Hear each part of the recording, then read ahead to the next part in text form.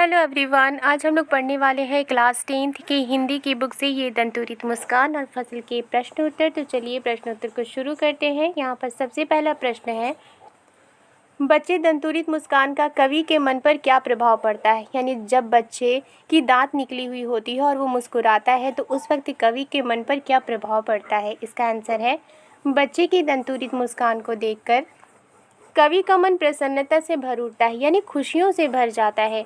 उन्हें बच्चे के मुस्कान की मनमोहकता देखकर ऐसा लगता है कि यह मृत व्यक्ति में भी जान डाल देगी। दूसरा क्वेश्चन है, बच्चे की मुस्कान और एक बड़े व्यक्ति की मुस्कान में क्या अंतर है। इसका आंसर है, बच्चे तथा बड़े व्यक्ति की मुस्कान में निम्नलिखित अंतर होते हैं। बच्चे की मुस्कान सरल और स्वाभाविक होती है, यानी जब बच्चा मुस्कुराता है तो उसकी मुस्कुराहट बहुत सिंपल होती है। वहीं बड़ों की मुस्कान में बनावटीपन होता है, यानी जब बड़े मुस्कुराते हैं तो उनके पीछे बनावटीपन होता है।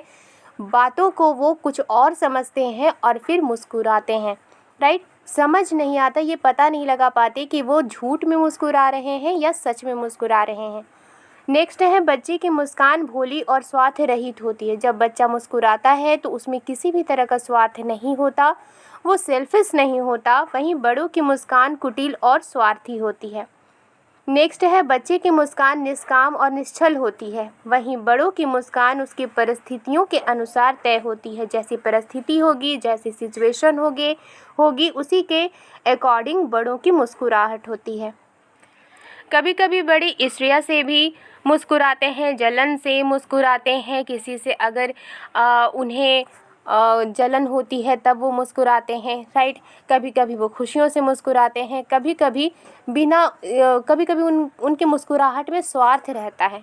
Right, okay. नेक्स्ट क्वेश्चन है, कवि ने बच्चे की मुस्कान के सौंदर्य को किन किन बिंबों के माध्यम से व्यक्त किया है। तो इसका आंसर है, कवि नागार्जुन ने बच्चे की मुस्कान के सौंदर्य को निम्नलिखित बिंबों के माध्यम से व्यक्त किया है। पहला है, मृतक में भी जान डाल देना। जब बच्चा मुस्कुराता है तो ऐसा लगता है जैसे कि मृतक में भी जान आ जाएगी। नेक्स्ट है, कमल का तालाब छोड़कर झोपड़ी में खिलना। बांस या बबूल से शेफालिका के फूलों का झड़ना, स्पर्श पाकर यानी छुअन पाकर पत्थर का पिघलना। और नेक्स्ट है, तिरछी नज़रों से देखकर मुस्कुराना। तो ये जितने भी सारे पॉइंट हैं, इनके माध्यम से कवि नागार्जुन बच्चे की मुस्कान के सौंदर्य को उन्होंने व्यक्त किया है। भाव स्पष्ट कीजिए। क्वेश्चन है, छोड़कर तालाब मेरी झोपड़ी में खिल रहे जलजात। इसका भाव स्पष्ट करना है और इसका आंसर है, धूल से सना शिशु। यानी जब धूल मिट्टी से जब किसी बच्चे का शरीर सना हुआ होता है और उसकी निश्चल मुस्कान कवि को इतना प्रभावित करती है कि उसे लगता है जैसे कोई कमल का फूल तालाब में ना खिलकर उनकी झोपड़ी के अंदर खिल गया हो। अब जो बच्चा है उसे कमल का फूल कहा गया है। राइट, तो यहाँ पर कहा गया है कि जिस तरह से कमल का फूल हमेशा पानी में ग्रो करता है और कीचड़ में ग्रो करता है, तो उसी तरह से जो बच्चा है वो एक कमल के फूल की तरह है। और जब वो मिट्टी में खेलता है तो जब उसके शरीर मिट्टी से सना हुआ होता है तो ऐसा लगता है जैसे कि कमल का फूल तालाब में ना खिलकर उनकी झोपड़ी के अंदर खिल गया हो। नेक्स्ट क्वेश्चन है, छू गया तुमसे कि झरने लग पड़े शेफालिका के फूल, बांस था कि बबूल। इसका भाव स्पष्ट करना है और इसका आंसर है, इस पंक्ति का भाव ये है, इस पंक्ति का भाव यानी कि इस लाइन का ये मतलब है कि शिशु के स्पर्श मात्र से ही, यानी बच्चे के सिर्फ छूने से ही बबूल और बांस के पेड़ से शेफालिका के फूल झरने लगते हैं। यानी शिशु के स्पर्श में, यानी उसके बच्चे के छुअन में ऐसा जादू है कि कठोर प्रवृत्ति वाले व्यक्तियों का हृदय भी पिघल जाए। यानी जो स्ट्रिक्ट पर्सन होते हैं तो उनका भी दिल पिघल जाए और आनंद का संचार हो जाए। राइट, नेक्स्ट है, रचना और अभिव्यक्ति से क्वेश्चन। इसका पहला क्वेश्चन है, मुस्कान और क्रोध भिन्न भिन्न भाव हैं। यानी जब मुस्कुराहट होती है तो उसके अलग इमोशन होते हैं, जब क्रोध होता है, जब गुस्सा आता है तो उसके अलग इमोशन होते हैं। इनकी उपस्थिति से बने वातावरण की भिन्नता का चित्रण कीजिए। यानी जब कोई मुस्कुराता है तो उससे आसपास का वातावरण पर कैसा असर पड़ता है और जब कोई पर्सन क्रोधी होता है, क्रोध करता है, गुस्सा करता है, तो उसके आसपास का वातावरण पर क्या असर पड़ता है, इसका वर्णन करना है। तो इसका आंसर है मुस्कान अपने मन की प्रसन्नता को प्रकट करने का माध्यम है। जब कोई पर्सन खुश होता है तो वो कैसे अपनी खुशी को जाहिर करता है, मुस्कुरा कर करता है ना। तो व्यक्ति जब खुशी से मुस्कुराता है तो वातावरण में उल्लास भर जाता है और सामने वाले को भी खुशी अनुभव होती है। इससे अपनत्व की भावना जागती है, यानी कि इससे अपनेपन की भावना जागती है। क्रोध मन की अप्रसन्नता और विरोध को प्रकट करने का माध्यम है। जब कोई अप्रसन्न होता है, नाखुश होता है और वो विरोध प्रकट करना चाहता है तो वो गुस्सा करता है। इससे वातावरण तनाव युक्त हो जाता है, बहुत ही टेंशन से भरा हुआ वातावरण हो जाता है। क्रोधी व्यक्ति की अप्रसन्नता से दूसरे भी अशांत हो जाते हैं। जब कोई एक पर्सन गुस्सा करता है तो दूसरा पर्सन भी अशांत हो जाता है, वो भी गुस्सा करने लगता है। इससे हमारे साथ साथ दूसरों का भी नुकसान होता है। नेक्स्ट क्वेश्चन है, दंतुरित मुस्कान से बच्चे की उम्र का अनुमान लगाइए और तर्क सहित उत्तर दीजिए। इसका आंसर है बच्चे की उम्र 8 या 9 महीने की रही होगी, चूँकि इसी उम्र में बच्चे के दांत निकलने शुरू होते हैं। नेक्स्ट क्वेश्चन है, बच्चे से कवि की मुलाकात का जो शब्द चित्र उपस्थित हुआ है उसे अपने शब्दों में लिखिए। आंसर है कवि और वो बच्चा दोनों एक दूसरे से पहली बार मिले हैं, इसलिए बच्चा उन्हें एकटक देखता रहता है। बच्चे की मुस्कान, उसकी मुस्कुराहट कवि के हृदय को यानी कवि के दिल को प्रसन्नता से भर देती है, खुशियों से भर देती है।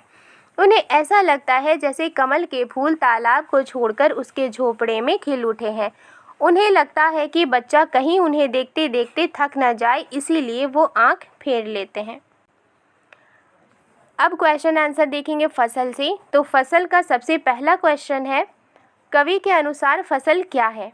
इसका आंसर है कवि के अनुसार फसल ढेर सारी नदियों के पानी का जादू, लाखों लोगों के हाथों का स्पर्श की गरिमा तथा भिन्न प्रकार की मिट्टी के गुण, सूर्य की किरणों और वायु की मंद गति का परिणाम है।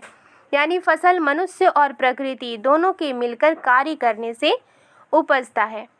नेक्स्ट क्वेश्चन है, कविता में फसल उपजाने के लिए आवश्यक तत्वों की बात कही गई है। वे आवश्यक तत्व कौन कौन से हैं? कविता में फसल उपजाने के लिए किन किन चीज़ों की ज़रूरत होती है उसकी बात कही गई है। तो वो ज़रूरी चीज़ें कौन कौन सी हैं वो बताना है। तो यहाँ आंसर है कविता में फसल उपजाने के लिए निम्नलिखित आवश्यक तत्वों की बात की गई है। इसमें सबसे पहला है मनुष्य की परिश्रम। जब इंसान मेहनत करता है तभी वो फसल उगाती है। नेक्स्ट है पानी, फसल उगाने के लिए पानी की भी ज़रूरत होती है। नेक्स्ट है मिट्टी, अब फसल किस पर उगाई जाती है? मिट्टी में उगाई जाती है, तो मिट्टी की भी ज़रूरत होती है। साथ ही धूप और हवा की भी ज़रूरत होती है।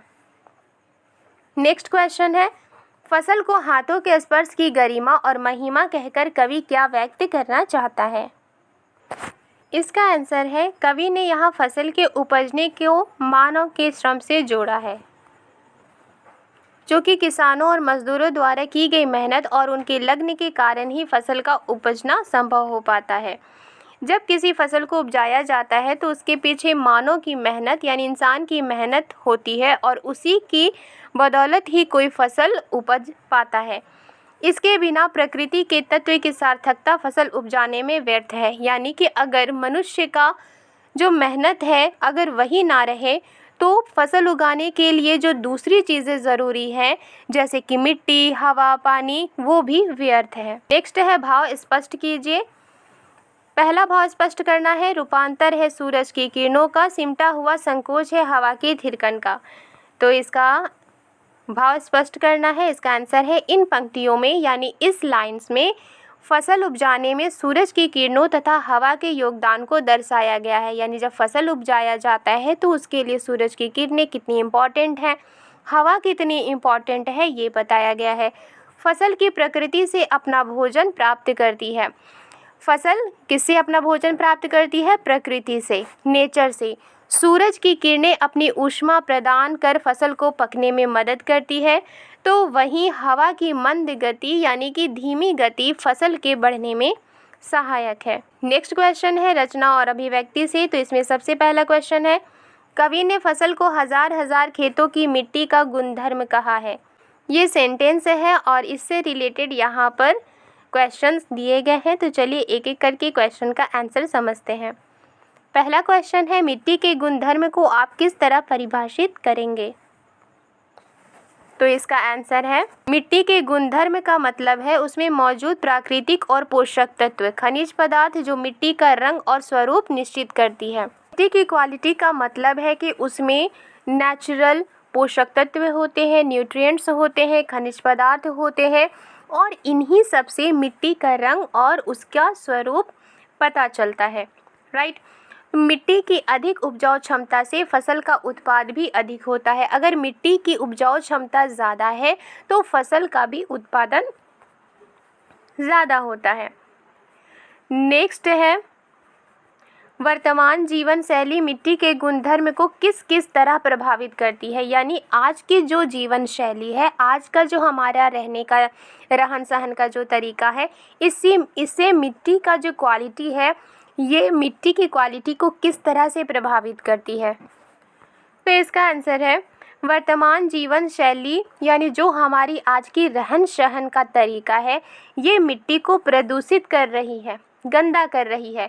उपयोग में लाए जा रहे हैं अनेक प्रकार के रासायनिक तत्व, उर्वरक, कीटनाशक, प्लास्टिक निर्मित वस्तुएं मिट्टी के मूल स्वरूप को नष्ट कर रही हैं।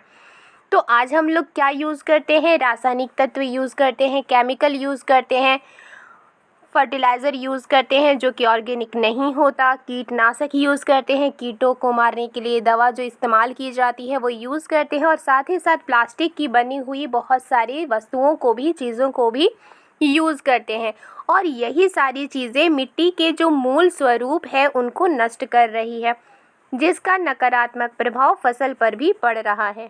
यानी कि अगर मिट्टी ही अगर अच्छी नहीं रहेगी, गंदी रहेगी, अगर मिट्टी ही में पोषक तत्व नहीं रहेंगे, अगर वही प्रदूषित रहेगी तो फसल भी अच्छी नहीं होगी।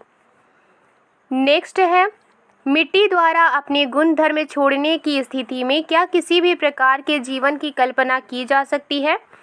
तो इसका आंसर है, अगर मिट्टी ने अपना गुणधर्म छोड़ दिया, अपनी क्वालिटी अगर मिट्टी ने छोड़ दी तो धरती से हरियाली का, पेड़ पौधे और फसल आदि का नामो निशान मिट जाएगा। इनके अभाव में धरती पर जीवन की कल्पना ही नहीं की जा सकती। नेक्स्ट है, मिट्टी के गुणधर्म को पोषित करने में हमारी क्या भूमिका हो सकती है। यानी मिट्टी के क्वालिटी को बरकरार रखने के लिए हम क्या कर सकते हैं। तो इसका आंसर है, हम मिट्टी को वृक्षारोपण कर, प्लास्टिक की वस्तुओं का उपयोग बंद कर, कारखानों को सीमित कर, रासायनिक तत्वों का उपयोग कम कर हम मिट्टी के गुणधर्म को पोषित कर सकते हैं। यानी कि अगर हमें मिट्टी की क्वालिटी को बरकरार रखना है, मिट्टी की क्वालिटी को बचाए रखना है तो हम वृक्षारोपण कर सकते हैं, वृक्ष लगा सकते हैं, पेड़ लगा सकते हैं। साथ ही साथ प्लास्टिक की चीज़ों को यूज़ करना अगर हम बंद कर दें तो इससे हमारी जो मिट्टी है वो उसकी जो क्वालिटी है वो बनी रहेगी, क्योंकि प्लास्टिक तो कई सालों तक, हज़ारों सालों तक अगर रखी जाए तो वो मिट्टी में नहीं मिलती है। राइट। कारखानों को अगर सीमित कर दिया जाए, उससे कारखानों से धुआं निकलती है, कारखानों से जो गंदे पानी होते हैं वो निकलते हैं, फिर साथ ही केमिकल भी निकलते हैं कारखानों से। तो अगर हम कारखानों को सीमित कर दें और साथ ही साथ केमिकल चीज़ों का उपयोग अगर हम कम कर दें तो हम मिट्टी की क्वालिटी को बनाए रख सकते हैं। राइट। तो ये थे ये दंतुरित मुस्कान और फसल के प्रश्न उत्तर। आई होप आपको ये प्रश्न उत्तर समझ में आई है। अगर वीडियो पसंद आई है तो लाइक एंड सब्सक्राइब करना मत भूलिएगा। मिलती हूँ नेक्स्ट वीडियो में। Thank you.